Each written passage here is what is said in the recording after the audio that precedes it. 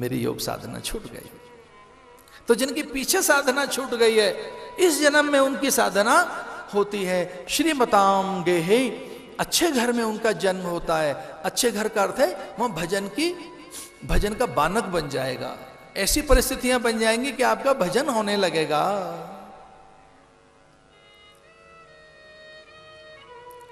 तो भाभियां और चाचियां, ताइयां और घर के बड़े बुजुर्ग और घर के बड़े भाई ये सब कहते थे ये बैठा ही रहता है, भजन करता रहता है, कुछ करता तो है नहीं। अब उनको कौन बताए ये पूर्व जन्म में महात्मा भरत, ये राजा भरत है जो आपके घर में आया है।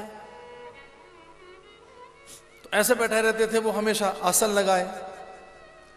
तो भाभियों ने कहा कि बिल्कुल भरत की तरह से बैठा है, जैसे महाराजा भरत बैठे हों, इस तरह से बैठे हैं महाराज, ये तो कुछ करते तो है नहीं। तो फिर दूसरे लोगों ने कहा भरत जैसा तो है पर जड़ है, ये तो बैठा तो भरत की तरह से ही है समाधि लगाकर, पर भरत नहीं है तो जड़ है, जड़ भरत है। तो नाम क्या हो गया? जड़ भरत। पता नहीं नाम तो क्या था, लेकिन चूंकि ध्यान में बैठे हैं, समाधि में बैठे हैं, स्मरण में हैं, तो भरत नाम दे दिया उनका। तो राजा भरत की तरह से बैठे हैं, जो महात्मा भरत थे ऐसे बैठे हैं। तो कुछ मोहल्ले के लोगों ने, घर के लोगों ने कहा जड़ता में बैठा है, जड़ है, तो नाम हो गया जड़ भरत। और वो कुछ दिनों के बाद में निकल पड़े जंगल में। जब आप किसी काम पे नहीं रहते घर में, तो घर के लोग भी धीरे से कहते ही रहते हैं कि कब निकले ये, और वो या कि निकल जाए तो कोई फर्क नहीं पड़ता। जड़ भरत ब्रह्म ज्ञानी हो गए वो। कोलभीलों के राजा ने अपने तांत्रिक गुरु से कहा कि मुझे पुत्र नहीं होता, संतान नहीं होती, तो कैसे संतान हो? अजीब तरीके के वो तांत्रिक मांत्रिक थे। उन्होंने कहा नरबली दो तो भद्रकाली प्रसन्न होगी, रक्त से स्नान कराएंगे, किसी नर के रक्त से स्नान करेगी जब भगवती तो प्रसन्न हो जाएगी। लोभी और मूढ़ राजा, दुष्ट राजा, उसने कहा किसी का भी सर उतार देंगे, पकड़ लाओ कोई नर, उस नर की बलि देकर मैं भद्रकाली को प्रसन्न करूंगा, संतान तो होगी। तो कोई और तो मिला नहीं, ये महात्मा भरत, यही ज्ञानी भरत मिल गए, इनको पकड़ लाए। उनको कहा कि आप हमारे राजा के काम आएंगे ना, आपके मस्तक पर चंदन लगाएंगे, दिव्य वस्त्र आपको पहनाएंगे, बलि स्तंभ पर आपको खड़ा करेंगे।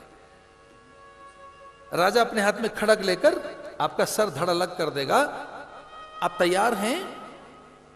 अब मस्तराम, उन्होंने कहा कौन सा सर, किसका धड़, कौन सा राजा, कौन सी प्रजा, मस्त, ये सारी हवाएं में हूं, धूप में हूं, धरती ही में हूं, मैं ही तो सब में हूं, सब मुझ में है, समाधि की उच्चतम अवस्था। तो उन राजा के अनुचरों को लगा ये मूढ़ भी है, जड़ भी है, और ऐसे ही पागल सा, इसी की बलि ठीक रहेगी। उसको खड़ा कर दिया बलि स्तंभ पर, और तांत्रिक गुरुओं ने कहा कि इसका सर धड़ अलग करेंगे। राजा तलवार लेकर जब हम बोलें तो इसका सर उतार लेना, इसमें से रक्त का जो फव्वारा निकलेगा उसे भद्रकाली को प्रसन्न करेंगे।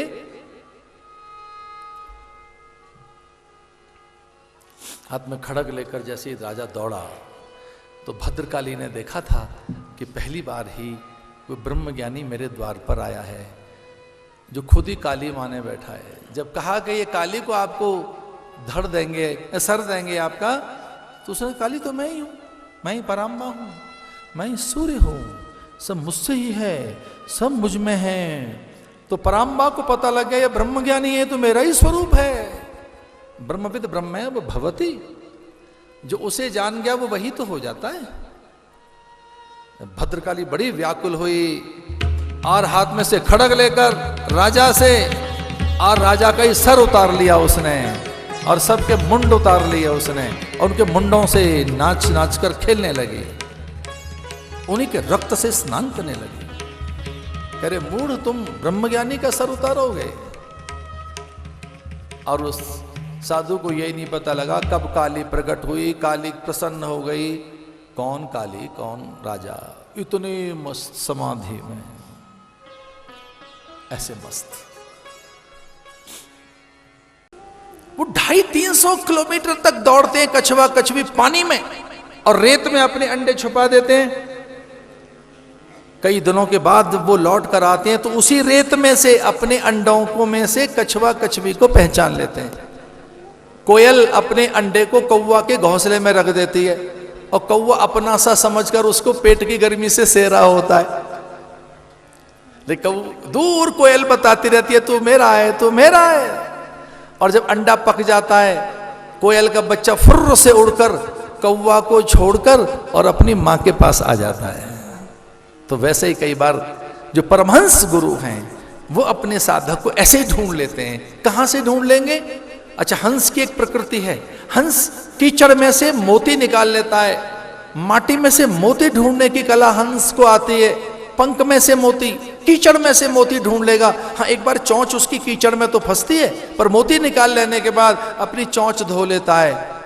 तो साधु 4 प्रकार का बताया गया, सन्यासी 4 प्रकार के बताएं, कुटीचक, बहुदक, हंस, परमहंस।